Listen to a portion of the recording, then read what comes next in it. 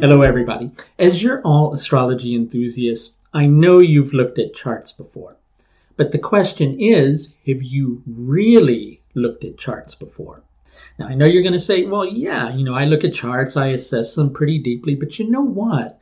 Planets are often doing things that many astrologers are not even aware of, or at least are not thinking about. So starting this Saturday, the 1st of May from 8:30 to 10 p.m. London time, I'm going to be teaching a multi-week webinar course on how to see the horoscope. On this course, we'll be working with things like mutual agenda, the Baladi Avastas, the Jagradati Avastas. Of course, I'm going to share all of these concepts with you. And this is not just going to be a course where you're learning a technique. It's going to be a course where you're going to receive valuable astrological training in terms of how to use that particular technique. So the course starts this Saturday from 8:30 to 10 p.m. London time. There's a 20% discount off of course registration if you use the code CLEAR, all uppercase letters, at the link you'll see above. So today I'd like to share with you a few brief concepts from this course. We might look at a chart and notice that a person's in Jupiter Dasha, for instance. And that's the Dasha we're going to work with today.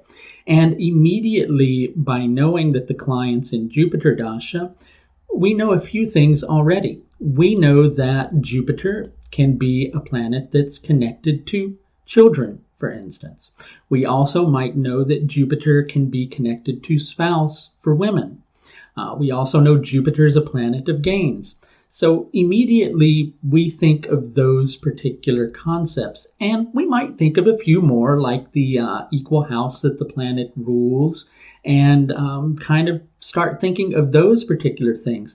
But there are so many other things that planets do, and those particular agendas come together with the agendas of planets that are connected to the Antardasha.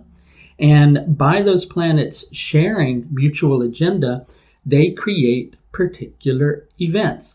Now today, I'm just going to share with you concepts based upon the Mahadasha Lord, so we can keep it simple. But on the course, you'll learn how to put together mutual agenda of the planets. We'll work with the Baladi Avastas and Jagradati Avastas. So you will know what creates a productive planet and what creates a weaker planet.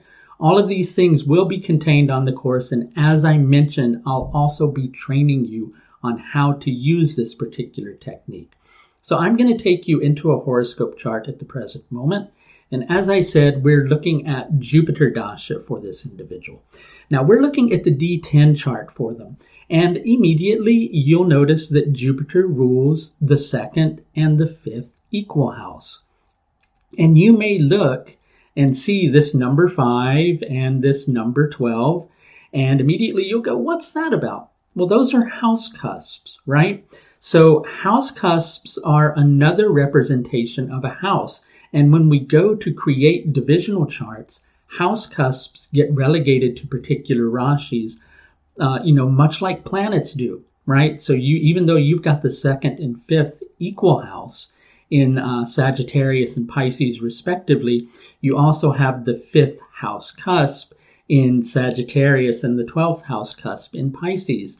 And so we're going to go into those on the course, how to work with them. But I put together a list to work with you on, so you'll understand all the different agendas that a planet fulfills. And I'm going to point those out to you along the way. So of course, initially, we were talking about Jupiter being able to relate to children, or relating to spouse, or Jupiter relating to income, or Jupiter relating to one's guru. But at the same time, you'll notice that Jupiter can also be the Bratrukaraka. So it can also be an indicator of siblings. The Bratrukaraka can also be an indicator of travel and a multitude of other 3rd house related things. Now, you'll look, most likely, and you'll see that Jupiter is connected to Magha Nakshatra, which is connected to the ancestors. That can heighten the potential that Jupiter is connected to siblings, but it doesn't necessarily limit to that. So, of course, a planet can be a Karaka, as we were saying, right? It can be either a Jaimini Karaka for an event, or it can be a natural Karaka, also called a Naisargika Karaka, for an event. Jupiter also rules that 5th and 12th house cusp. So Jupiter has an agenda for the 5th house and the 12th house by ruling those two particular house cusps, right? You'll also notice that Jupiter, aside from ruling itself, is also ruling Saturn, okay? And Saturn is the lord of the 2nd house cusp. So Jupiter also has a responsibility for 2nd house matters in that particular capacity. In terms of the equal house, Jupiter rules the 2nd and the 5th equal house. So Jupiter has a responsibility for those as well. And Jupiter rules Saturn, which is the lord of the 3rd and the 4th equal house. So Jupiter has responsibility for those as well. And you might notice along the way, you begin to see certain houses appearing more so than others. That's important. You want to make a note of that because that's confluence.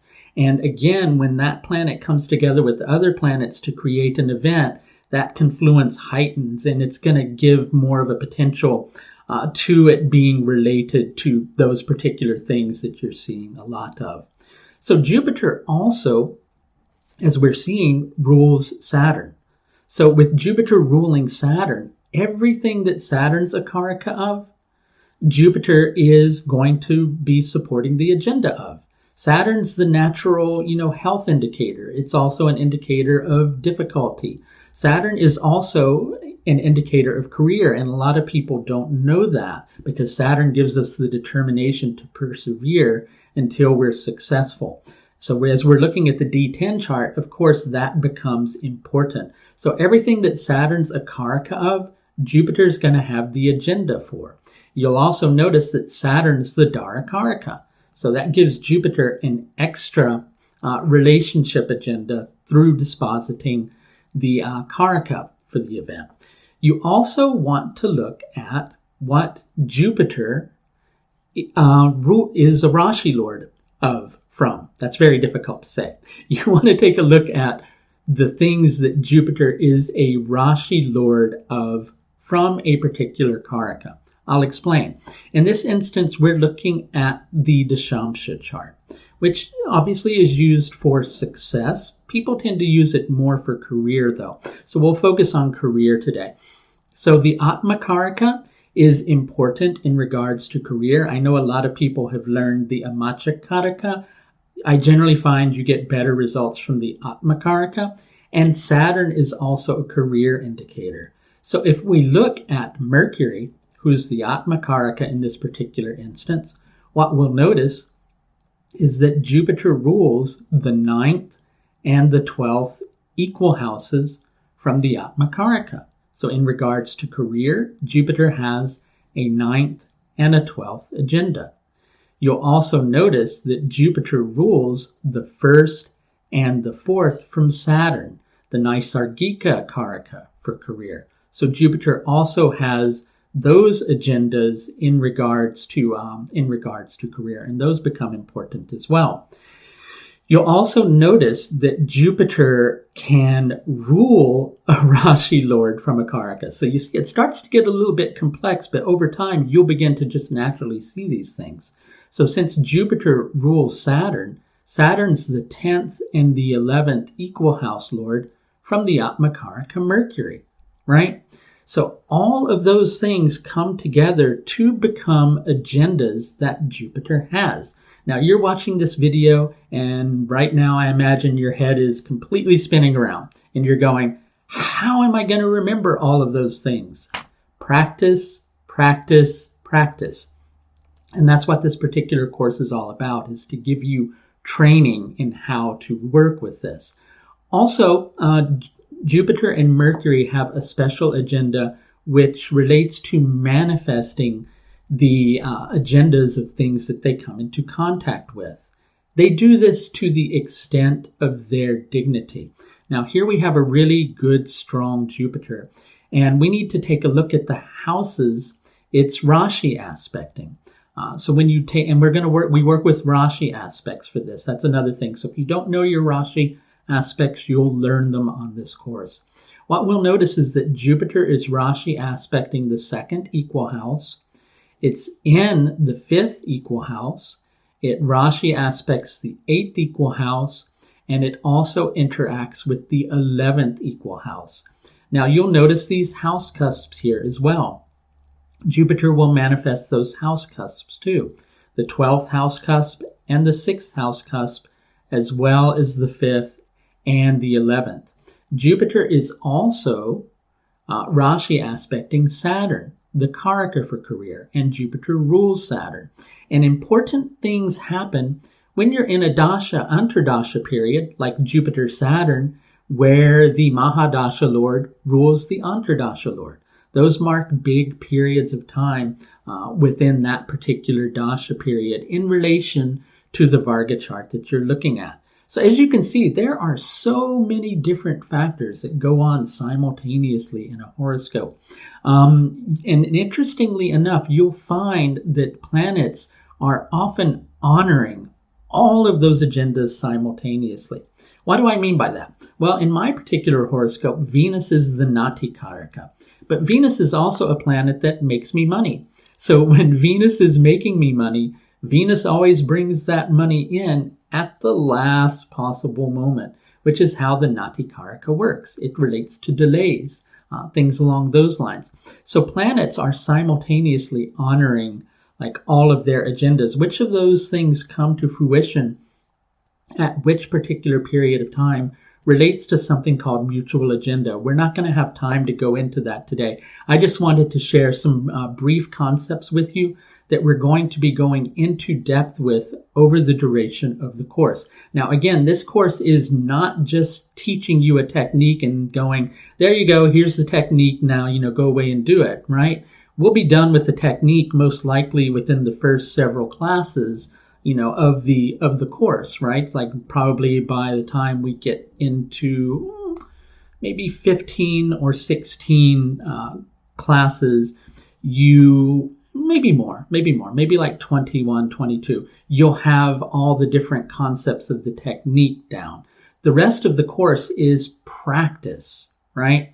And there's going to be a special section of the course, of course, covering Rahu and Ketu because they function differently than the other planets do. And that's going to take a few classes too. But we're going to have a lot of classes that are just devoted to example charts. And I'm very big in my courses on students interacting, right? So you will be given opportunities to look for these things yourself so that you become more adept at finding these things in the horoscope.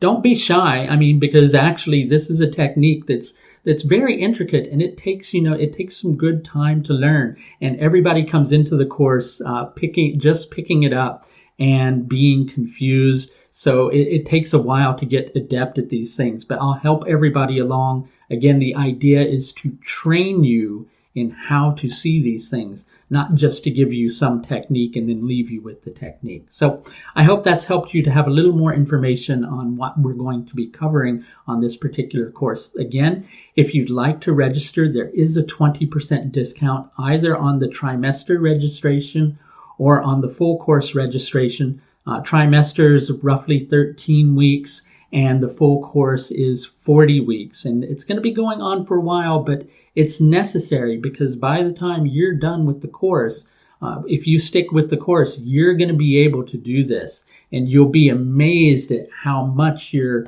capacity to predict things accurately just goes sky high and through the roof. It's an excellent technique. So again, if you're interested, you should be able to find information on the course at the link you'll see here. Thanks a lot for watching today, and I hope to see you there. Bye now.